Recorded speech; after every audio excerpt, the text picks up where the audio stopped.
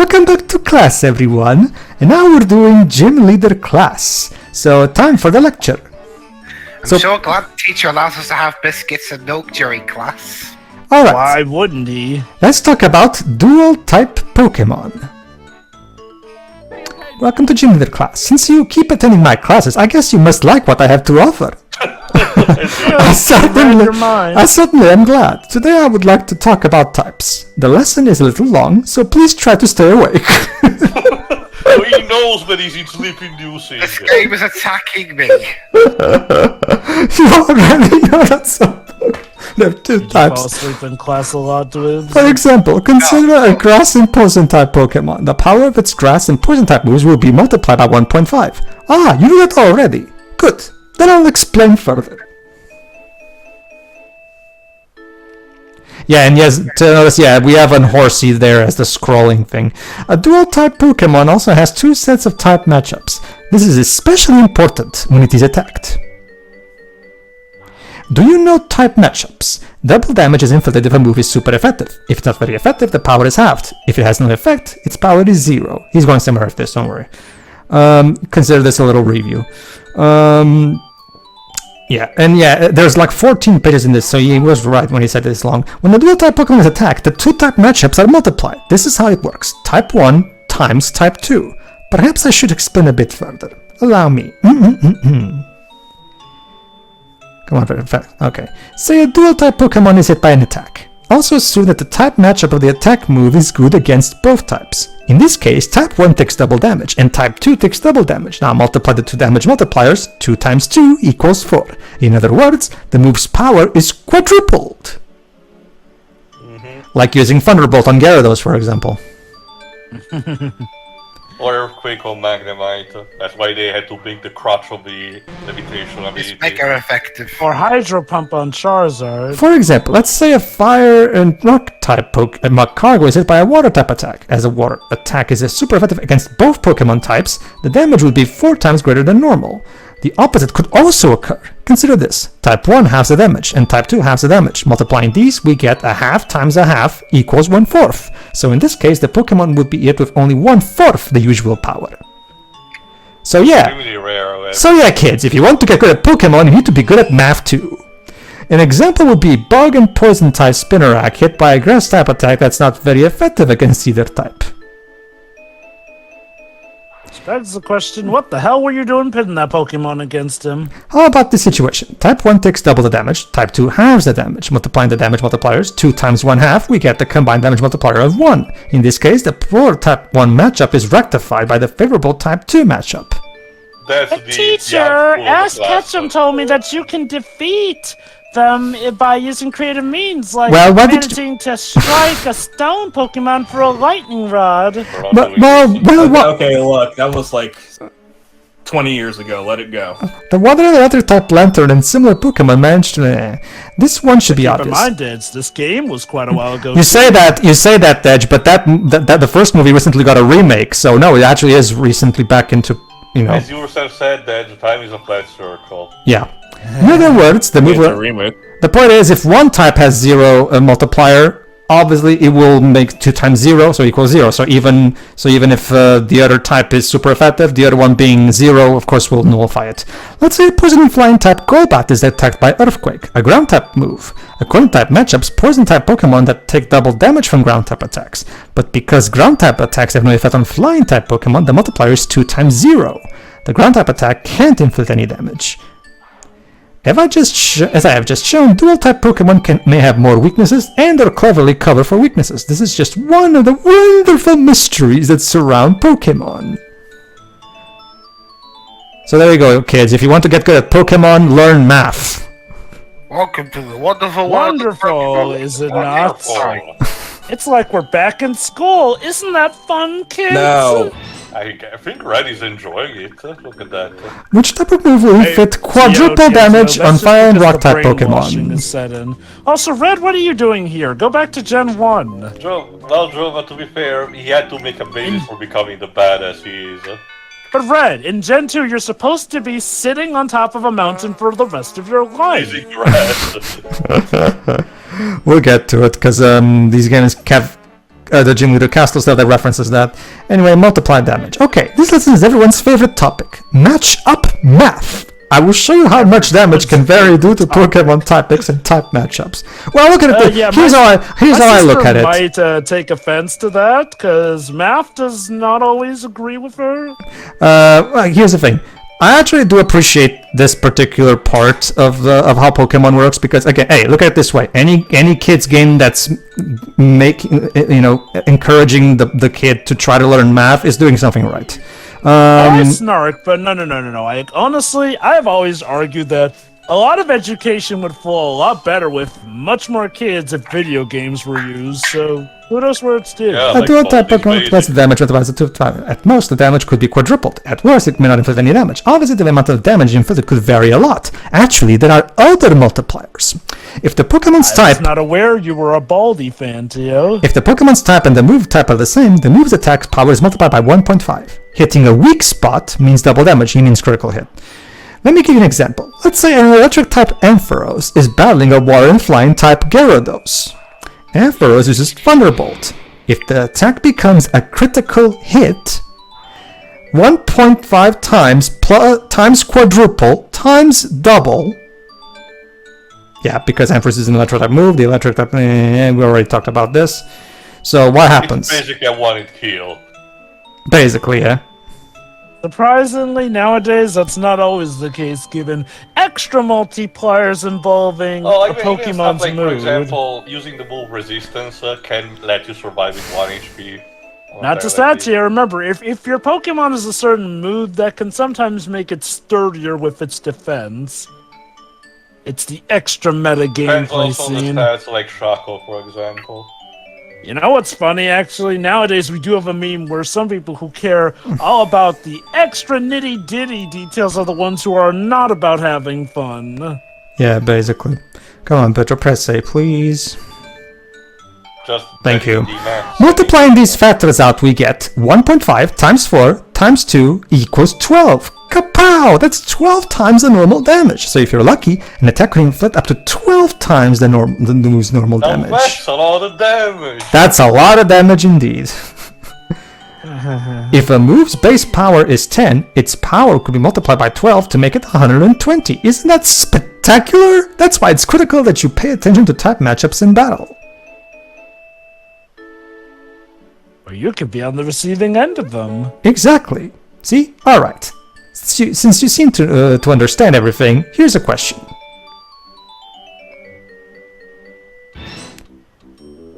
What is the lowest possible damage multiplier? Easy. 2. Come on, guys. No. No, dude. We literally... 0. It can be 0 because some moves can literally not affect them at all. Exactly. I'm glad you listened. Mm-hmm. Alright, now let's talk about more status problems. We already talked about this before, but now we're gonna go... Because... I don't know.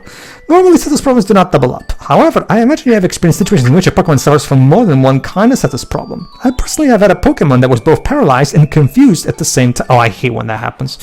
Status problems can be largely divided into 2 categories. The categorization depends on whether the status problem is indicated or not. Are you tired of this happening to you? Those that are indicated on the screen are poison, paralysis, burn, sleep, and freeze. These are the real status problems, not the... And come to the nearest Pokemon and buy yourself a full Those that aren't indicated on the screen are similar in nature to real status problems. Those include confusion, curse, nightmare, attract, flinch, and leash seed. Okay, alright, nightmare counts as... This is an important part. Those conditions that are indicated on the screen, the real status problems, do not double up. If a Pokemon already has a status problem, it can't be hit with another one. As in, if a Pokemon is paralyzed, it can't be frozen. Indeed. For example, a sleeping Pokemon's status would be indicated as SP. In that situation, it is not vulnerable to any other status problems such as poison, paralysis, burn, or freeze. So basically, if you have a poison Pokemon, it's interesting because being poisoned in this game, as you guys are going to see later, is actually not that bad because that way it just means you won't get paralyzed or frozen. Here's another important point. Any move that could cause a burn that will fall out of frozen Pokemon. The heat causes the ice to melt, naturally. You see, also about Ash Ketchum, yeah, there's a good reason why I flunked him. However, a Pokemon with a status problem is still susceptible to any other kind of abnormality. For instance, a frozen Pokemon can still be confused or made infatuated, even though it's not like it actually does anything, because the frozen Pokemon literally can't do anything, but whatever. Yeah, the prioritizing is on the frozen. Excellently, it is possible for a Pokemon to be afflicted with multiple kinds of abnormalities that aren't real status problems. So a Pokemon can be simultaneously afflicted with such conditions as Curse, Nightmare, Confusion, and Attract.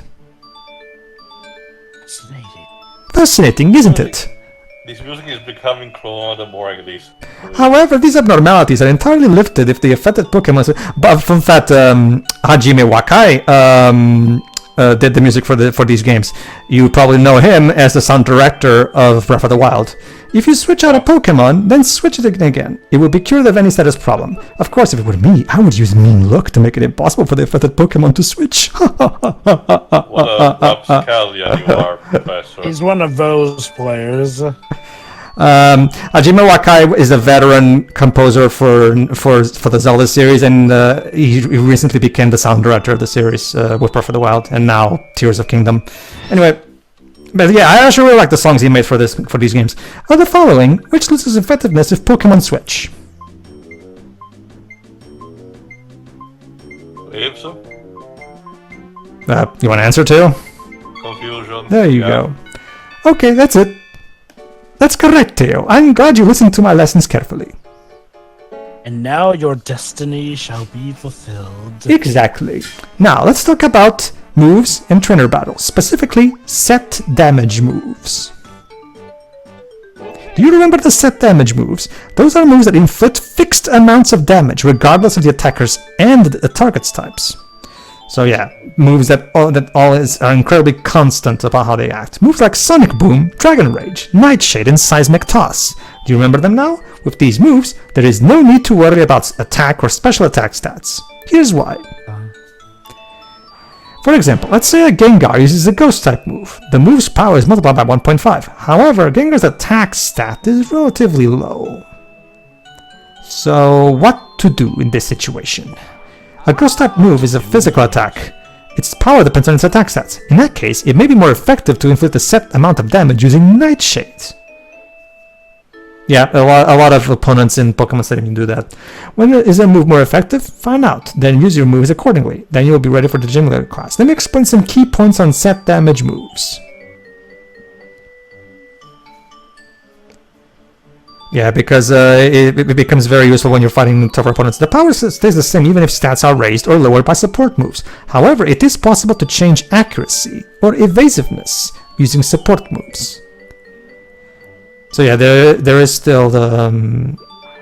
even if Reflect or Light Screen is used, the damage inflicted by set damage moves remains unaffected. So they're called set damage moves for a reason. Yeah. So don't worry, Reflect or Light Screen will not... Okay, give it your best shot. That's a Captain Falcon quote. Or whatever. Time for a question. How much damage will a set damage move inflict on a target that used Reflect? You remember this, Theo? It was literally the last thing we talked about. Yeah, it doesn't change.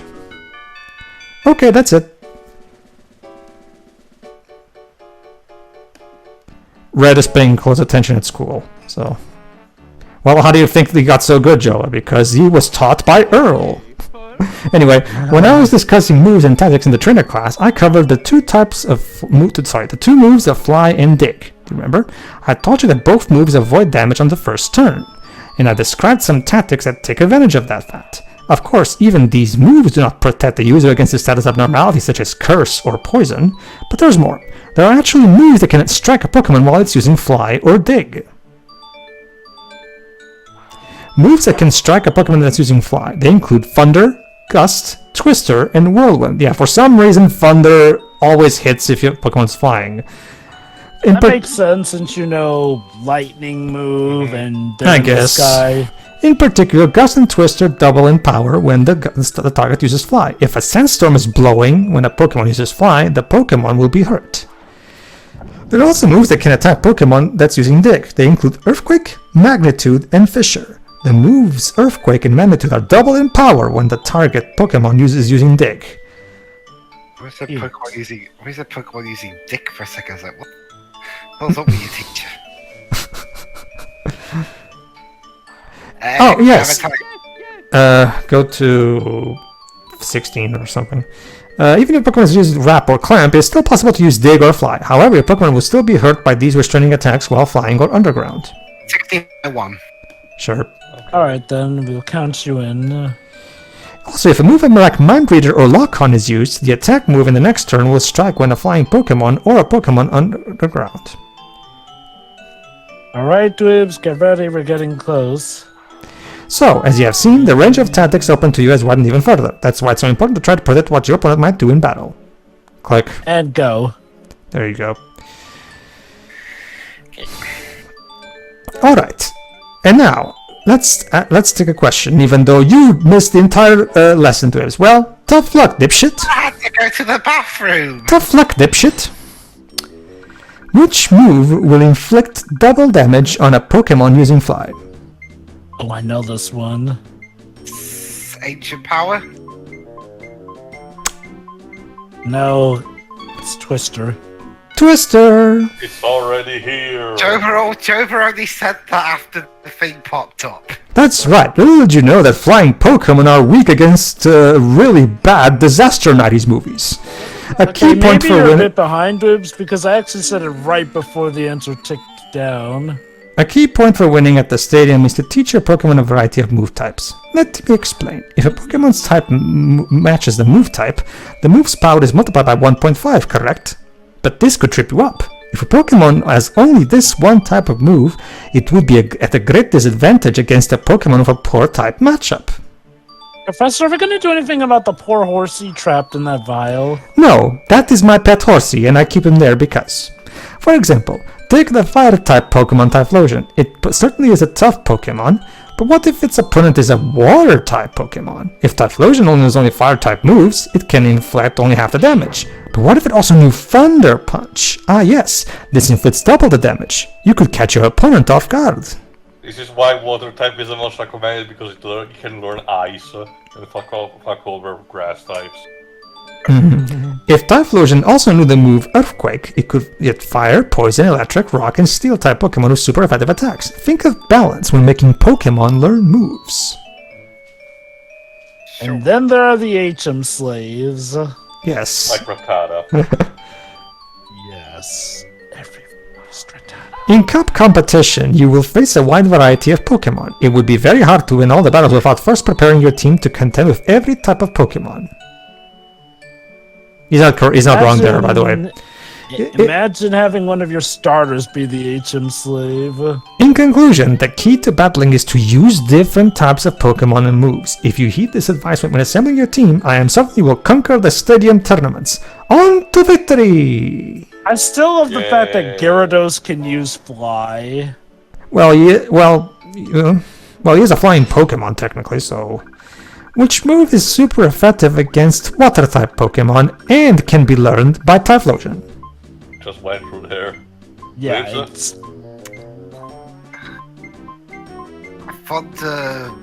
Thunder Punch? Yay! Correct. That's there it! you go. That's correct, Dweebs. I'm glad you listened carefully to my lessons. Yeah, I had to think real quick, because it can't just be Thunder Shock. Have a granola bar. Can I have a dairy milk instead? Oh. What's Alright. the difference? Like everything else, you should start off on the right foot in a Pokemon battle. Granola bar. If 3 Pokemon have to go into battle, you should be excited from the moment you send out your lead-off Pokemon. Wouldn't you agree? Fine. Then what kind of Pokemon would be ideal as your leading battler? Lugia. Well, but what if this specific tournament doesn't allow Lugia in it? Because that's going to be a thing, Dwebs. Now, some of you may think that you should send out your favorite Pokemon whenever you like, and you certainly can do that, but hold on just a second. Wouldn't you feel sad if your Pokemon were defeated? That's why I personally use a Pokemon with few weak aspects as my lead-off battler. Get your favorites. For example, I recommend a normal type or an electric type Pokemon because they have few type matchup weaknesses. For example, we have the electric type Pokemon, Flaffy. And it says Flaff there. If a Pokemon has few type mismatches, it means that there is less chance that its weak points will be exploited. In turn, that also means you won't have to switch it out to get away from a type mismatch. Boy, that advice won't come in handy for later games where they intentionally make leaders that have a variety of Pokemon types. Yeah. If you don't know what kind of Pokemon your opponent will send out first, you should consider my recommendation. Oh no, I might have to switch out a Pokemon and use a turn to do it. Whatever will I do? Also, from my own experience, it is convenient for your party to have at least one Pokemon that would be unaffected by a certain type of move, depending on the type matchup. Trust me, Jova, for this particular game, he actually has a point there, because remember, in these games, you don't have as much, you're a bit more limited to what you can do compared to the mainline games. For example, a ground type Pokemon that is unaffected by any electric type move, or a flying type Pokemon that can't be hit by a ground type move. If a Pokemon can avoid, whatever. The point is, ground types can't do shit against flying types. Here's a question. Of the following, which type has the fewest weak aspects?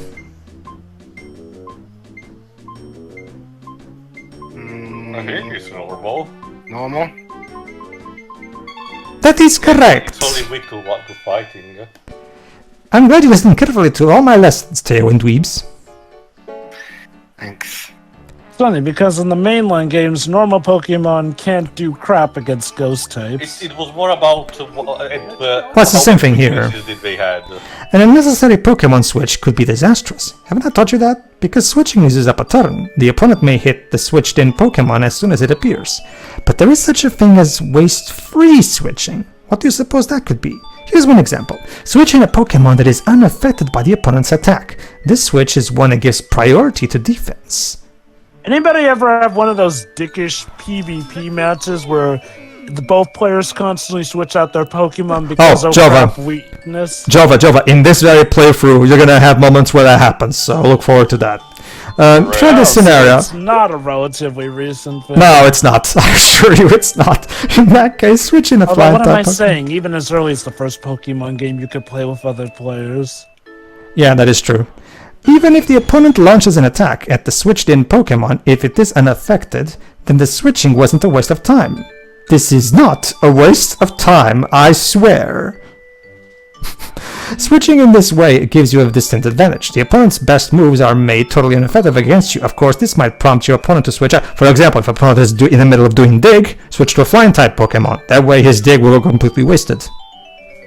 This is why switching in battle requires some careful consideration. If you master switching, you can master battles. Did you understand everything, Dweebs? Can I ask you a question? Here is my question. Which type of move does not work against Skarmory? This is easy. Easy. Very easy. Dweebs, you there? Ground. I just got back, sorry. Well, too bad. You don't get your gold star then.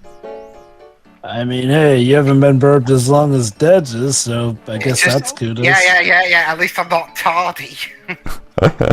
In battle, it is extremely important to be able to analyze both your Pokemon situation and that of your opponent's Pokemon. You aren't even gold, white sheet of paper, yellow and gold. Let me explain what I mean in detail. If a Psychic-type Alakazam uses the Psychic-type move Psychic, the move's power is multiplied by 1.5. Not only that, its special attack stat is high. Psychic-type moves should make your Pokemon a tough customer indeed. That is the expected conclusion. However, that assumption could come back to haunt you. For example, what if the opponent were a normal-type Blissey? The type matchup against Blissey is neither good nor bad. The problem lies with Pokemon's stats. And Blissey is a fucking tank when it comes to special defense. Do you know Blissey's stats? While its special defense is high, its defense is very low. Though Alakazam is good at psychic type moves, they do little damage against Blissey. Rather than the special attack Psychic, the physical attack Headbutt should be able to inflict more damage. This is why you must consider the stats of opposing Pokemon along with type matchups in battle. Did you understand that, Weeps? Why do you keep asking just me? Okay, fine. You got a vendetta. Fine, we'll ask Jova this question then. Here's a question. If the opponent is Blissey, which move will inflict the most damage? Headbutt. Oh, sorry, Headbutt's not there. Pursuit? Oh, so now you want to answer the question. It's Metal Claw, actually. Pursuit is a dark type move, Dubs. That's correct. I'm glad you listened carefully to my... We were looking for physical moves, Dubs, and the dark type is special. I mean, at least I tried to answer the question. Joe was just froze. Nah. Wait. I wasn't even trying to answer it. Quibs, what the hell are you talking about? Pedro asked. Phrase Breaking Bad. Alright. You didn't give an answer. Just, whatever. Did you know that a Pokemon can go into battle while holding an item? Combining moves and items, what could this mean? If a Pokemon is holding Poison Cure Berry or Paralysis Cure Berry, it will automatically use that item during battle to heal itself of poison or paralysis. I suggest you just deliberately combine such items and certain moves, especially because in Pokémon Stadium you cannot use items the same way you can in the main games, so you have to rely on holding items. Take, for example, the Dragon-type move Outrage. Although it is powerful, it makes your Pokemon confused, by making the Pokemon using Outrage hold a Bitter Berry. As soon as the Pokemon becomes confused, it will automatically use the held item to get rid of its confusion. Isn't that convenient? Only berries work like that in real life. There are other combinations too. Consider the Psychic-type move Rest. If you were to equip a Pokemon that knows this move with a Mint Berry in advance,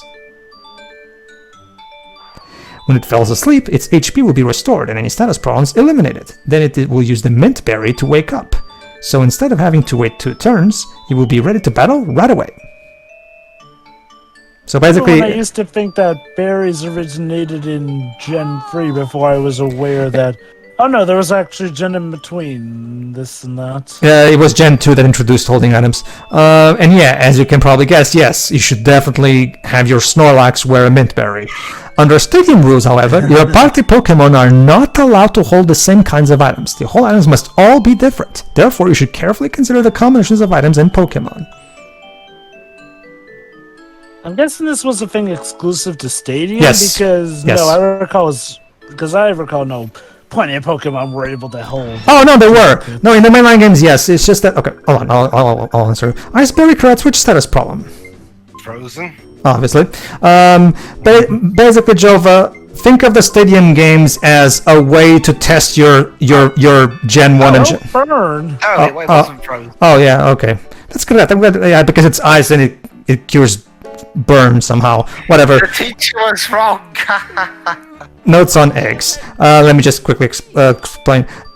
Basically, Jova, think of these games as a way to test your metal when it comes to your Gen 1 and Gen 2 Pokemon, because this game offers a lot tougher challenges than what the mainline games were offering at the time, because Battle Tower wasn't a thing yet. An egg may be found if the male and female Pokemon are somewhat similar in appearance. For example, the pet could be a Pikachu and a Sandslash, or an Electabuzz and a Magmar. We have no idea where the egg came from. Pokemon that do not look anything like each other, such as Butterfree and Girafarig, will show no interest in each other because they're racist.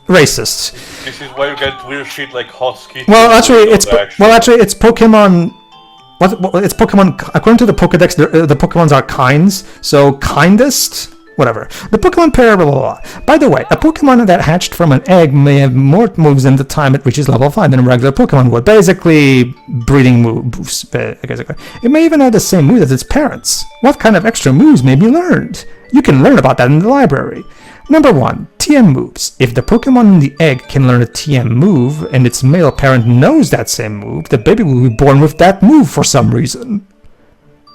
How oddly specific. Number 2, moves learned by leveling up. If the Pokemon in the egg can learn a certain move by leveling up and both parents know the same move, also now it has to be both parents, the baby will be born with that move already learned. Again, the very specific methods.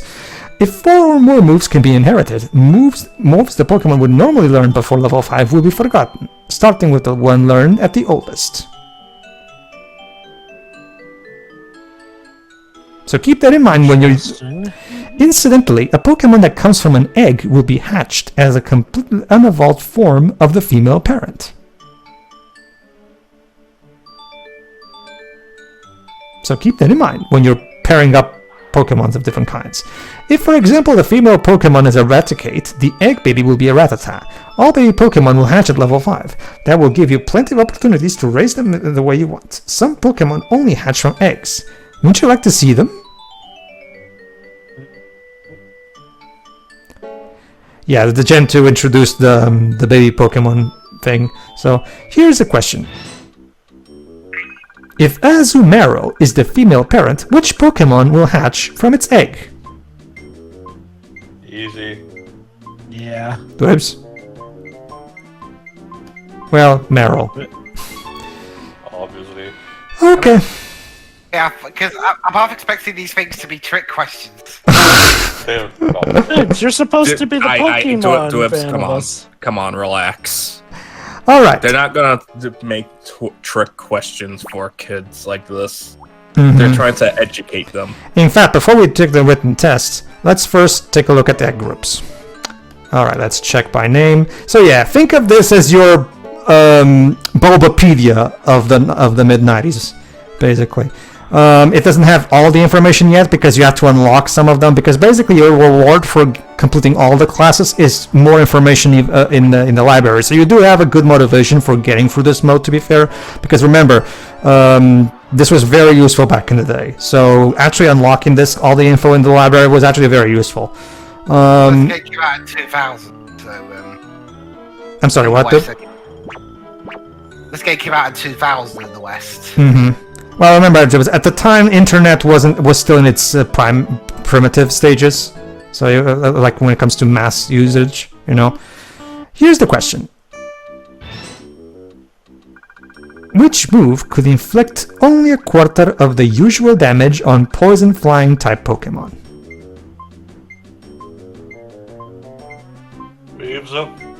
Stop asking just me. Very good, Tail. Now, question 2. Buckle down and get ready. Alright. A certain type of move falls out frozen Pokemon. What condition would that move normally cause? Burn. You're not careful. Very good. Dedge. Deji's tardy. Sorry. Back noise in the background. Question 3, Dedge. Which of the following is Normal. Rapid Spin's move type? Normal. Let's see if Dedge is correct. I'm willingly leaving the timer to alone so I can give you guys time to try to answer. Which physical attack move can Alakazam learn? Stomp. I thought it was Lick. The Alakazam with Lick? That would... It's literally neither of those, dude. What would the damage multiplier be if Magneton is hit by a ground type move? 4.